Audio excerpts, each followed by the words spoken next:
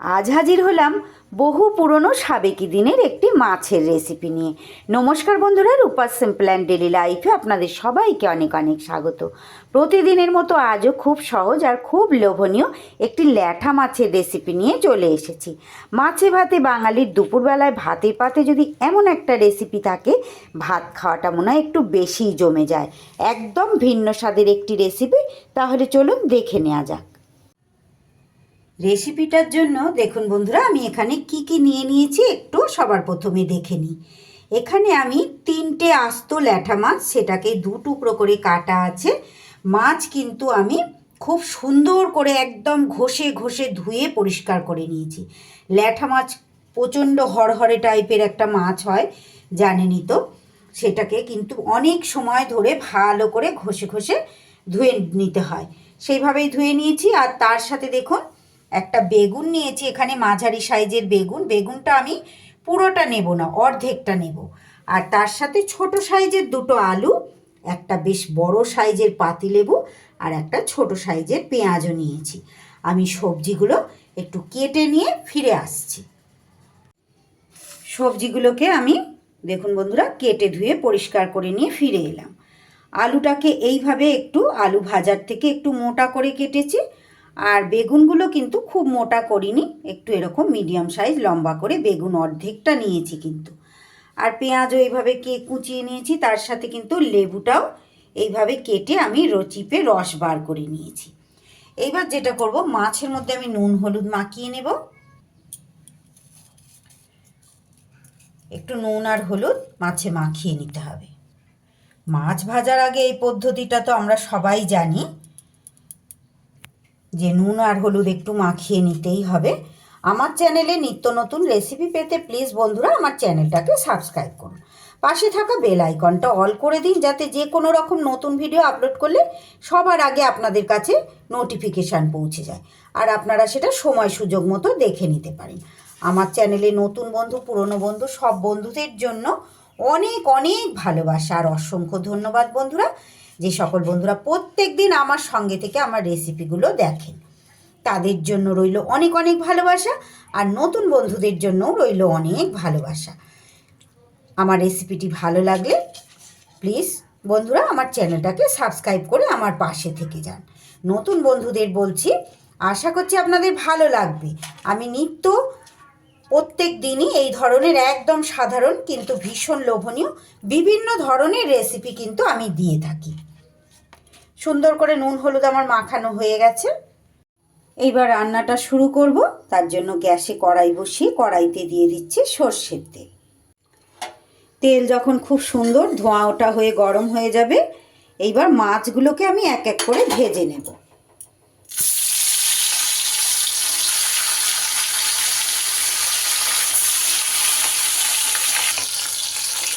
এই ধরনের জিওল মাছ অর্থাৎ শোল মাছ বা এই ল্যাঠা মাছ অনেকেই খেতে খুব পছন্দ করেন, কিন্তু অনেকেই আবার খেতে পছন্দ করেন না। কিন্তু যারা পছন্দ করেন না তাদের উদ্দেশ্যে বলছি, একবার এইভাবে তৈরি করে দেখবেন বন্ধুরা, এত লোভনীয় হয়, এত লোভনীয়। একবার খেলেই আপনারা বুঝতে পারবেন যে একদম পাগল করা স্বাদ। ভাতের শেষ পাতে কী যে ভালো লাগে, আমি যতটাই বলি না কেন কম বলা হবে। আপনারা তৈরি করে না খেলে কিন্তু বুঝতে পারবেন না। আর এই সময় বাজারে কিন্তু এই ধরনের মাছ প্রচুর পরিমাণে পাওয়া যায়। পুকুরের খাল বিলের জল যত কমে আসে, এই ধরনের জিওল মাছগুলো কিন্তু প্রচুর পরিমাণে ধরা পড়ে, আর সেগুলো কিন্তু বাজারে বিক্রিও হয়। আর খেতে কিন্তু দারুণ লাগে। খুব একদম লাল লাল মচমচে করে ভাজবো না, তাহলে কিন্তু মাছগুলো ছিদ্রে হয়ে যাবে। আমার এই মাছগুলো ভাজা হয়ে গেছে, এগুলোকে কিন্তু আমি তুলে নেব।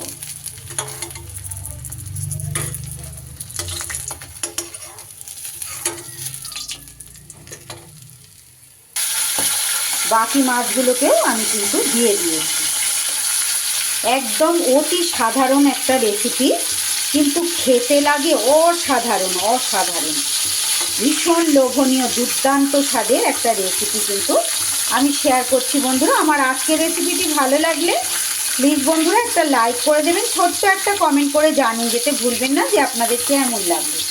আপনাদের একটা লাইক আর একটা কমেন্ট আমার ভিডিওটাকে কিন্তু অনেক দূর পর্যন্ত এগিয়ে নিয়ে যেতে পারে, আর আমার নতুন নতুন ভিডিও তৈরি করতেও অনেকটাই উৎসাহ যোগায়।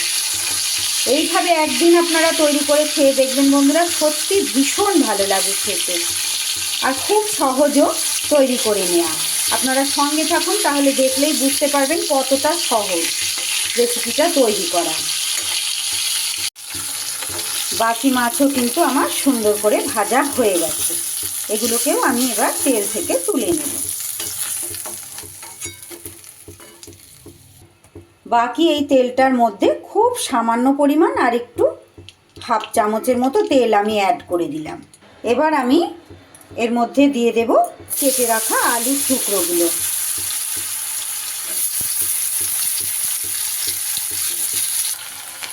আলুটা 30 সেকেন্ডের মতো একটু নাড়াচাড়া করে নিয়ে আমি এইবার এর ওপরে দিয়ে দেব কেটে রাখা পেঁয়াজটা। আমার আজকের রেসিপিটি ভালো লাগলে নতুন বন্ধুদের বলছি, প্লিজ বন্ধুরা আমার চ্যানেলটাকে সাবস্ক্রাইব করে দেবেন, পাশে থাকা বেল আইকনটা অল করে রাখবেন, যাতে যে কোনো রকম নতুন ভিডিও আপলোড করলে সাথে সাথে আপনাদের কাছে নোটিফিকেশান পৌঁছে যায়, আর আপনারা সেটা সময় সুযোগ মতো দেখে নিতে পারেন। আর ফেসবুক পেজ থেকে যে সকল বন্ধুরা দেখছে, আমার রেসিপি ভালো যদি লাগে আমার পেজটাকে একটা ফলো করে দিতে পারেন। প্রত্যেক দিনই কিন্তু এরকম সহজ আর লোভনীয় কিছু রেসিপি আমি শেয়ার করে থাকি, আপনাদের কিন্তু ভালোই লাগবে। এবার আলু আর পেঁয়াজ একটু নাড়াচাড়া করে নিয়ে এবার আমি এর ওপরে কেটে রাখা বেগুনের টুকরোগুলো দিয়ে দিলাম। বেগুনের টুকরোটা দিয়েও একটু নাড়িয়ে চাড়িয়ে ভাজা করে নেব। খুব বেশি সময় ভাজার দরকার নেই, একটু নাড়িয়ে চাড়িয়ে ভেজে নিলেই হবে। এবার আমি এর ওপরে দিয়ে দিচ্ছি পরিমাণ মতো নুন আর পরিমাণ মতো হলুদের গুঁড়ো। কিছুই লাগবে না, কিন্তু অসাধারণ একটা রেসিপি বন্ধুরা। একদিন দুপুরবেলা গরম ভাতের সাথে, ভাতের শেষ পাতে কেন, এটা যদি একবার কেউ স্বাদ পায় শুরু থেকে শেষ অবধি বলবে এটা দিয়েই খাবো, এতই ভালো লাগবে খেতে বন্ধুরা। সাধারণত এই ধরনের একটু টকটক জাতীয় জিনিস তো আমরা ভাতের শেষ পাতে খাই, কিন্তু একবার খেলেই এটা কিন্তু স্বাদ পেয়ে গেলে প্রথম থেকেই চাইবে আপনার কাছে খেতে। এইবার আমি সবজি সেদ্ধ হওয়ার জন্য জল দিয়ে দিলাম। জল দিয়ে এবার ঢাকা চাপা দিয়ে কিছুটা সময়ের জন্য রান্নাটা করে নেব। 2 মিনিটের জন্য আমি ঢাকা চাপা দিয়ে রান্নাটা করে নিলাম।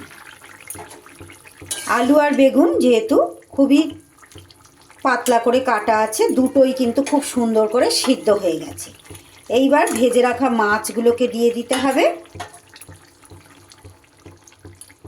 একদম গায়ে গায়ে মাখা মাখা, মানে ভাতে মেখে খাওয়ার মতন ঠিক মাখা মাখা ভাব করতে হবে।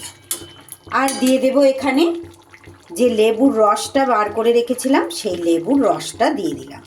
আমার বেশ বড় সাইজের পাতি লেবুটা ছিল বন্ধুরা, তাই এখানে আমি একটু ক্যামেরাটা সরে গেল, তাই এখানে আমি কিন্তু একটা লেবুর রসই ব্যবহার করলাম। আপনাদের যদি লেবুর এটা যদি ছোট হয়, মানে সাইজটা, রসটা যদি কম হয়, সেক্ষেত্রে কিন্তু আপনারা 2টো লেবুর রস ব্যবহার করতে পারেন। আর তার সাথে কিন্তু যদি চান আপনারা এখানে তেঁতুলের কাঁতও লেবুর রসের পরিবর্তে দিতে পারেন। তেঁতুল কাঁতটা অনেকেই খেতে ভয় পান অনেক রকম সমস্যার জন্য, তাই যেটা আপনাদের সুবিধা, তেঁতুলের কাঁতও দিতে পারেন, লেবুর রসও দিতে পারেন। আমি দিয়ে দিলাম 2 চামচ সর্ষে বাটা।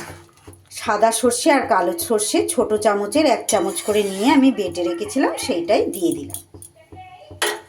আর দিয়ে দেব বন্ধুরা এইখানে 1 চামচ চিনি। চিনির পরিবর্তে আপনারা গুঁড়ো ব্যবহার করতে পারেন, যেহেতু এখানে লেবুর রসটা দিয়েছি তো একটু চিনি দিলে বেশ টক টক মিষ্টি মিষ্টি, মানে রান্নাটা রেসিপিটা করতে করতেই, মানে যেহেতু টক জাতীয় জিনিস, আমার জিভে কিন্তু জল চলে আসছে। দুর্দান্ত লোভনীয় বন্ধুরা, একদিন করে খেয়ে দেখলেই আপনারা বুঝতে পারবেন। যারা খেয়েছেন তারা তো জানেন, সবাই হয়তো এইভাবে তৈরি করেননি, অন্যরকম পদ্ধতিতে তৈরি করেন। তবে আজ আমি যেই পদ্ধতিতে তৈরি করি সেটাই আমি আজ শেয়ার করলাম। অত্যন্ত লোভনীয় বন্ধুরা, সকলের কাছে বলছি যারা খাননি অবশ্যই এভাবে করে একদিন খেয়ে দেখবেন, ভীষণ ভালো হয়।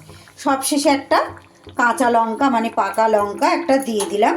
এটা কিন্তু ভাতের সাথে ডলে খেতে খুব ভালো লাগবে। এইবার আমি মিনিট দুয়েক খুব ভালো করে ফুটিয়ে নেব, নিলেই কিন্তু রেসিপি আমার তৈরি হয়ে যাবে। 2 মিনিট সুন্দর করে আমি কিন্তু ফুটিয়ে নিয়েছি। সবশেষে এখানে 1 চা চামচের মতো সর্ষের তেল, আমি কাঁচা তেল ছড়িয়ে দিলাম। ব্যাস, রেসিপি কিন্তু আমার একদম রেডি। এবার গ্যাস বন্ধ করে 5 মিনিট আমি স্ট্যান্ডিং টাইমে রেখে দেব। দেখুন বন্ধুরা, একটা পাত্রে আমি সার্ভ করে দিয়েছি। কতটা লোভনীয় লাগছে দেখতে, দুর্দান্ত খেতে। এবার এটা দিয়ে এক থালা ভাত একদম জমিয়ে খেয়ে নিন। আমার আজকের এই সহজ লোভনীয় ল্যাঠা মাছের রেসিপিটি আপনাদের কেমন লাগলো বন্ধুরা? ভালো লাগলে অবশ্যই বাড়িতে ট্রাই করবেন। আর একটা লাইক, কমেন্ট, শেয়ার ও সাবস্ক্রাইব করে আমার পাশে থাকবেন। সবাই খুব ভালো থাকবেন, সুস্থ থাকবেন। আবারও ফিরে আসছি আগামী দিন এমনই কোনো সহজ লোভনীয় রেসিপির সাথে। সকলকে অসংখ্য অসংখ্য ধন্যবাদ পুরো রেসিপি আমার সঙ্গে থেকে দেখার জন্য।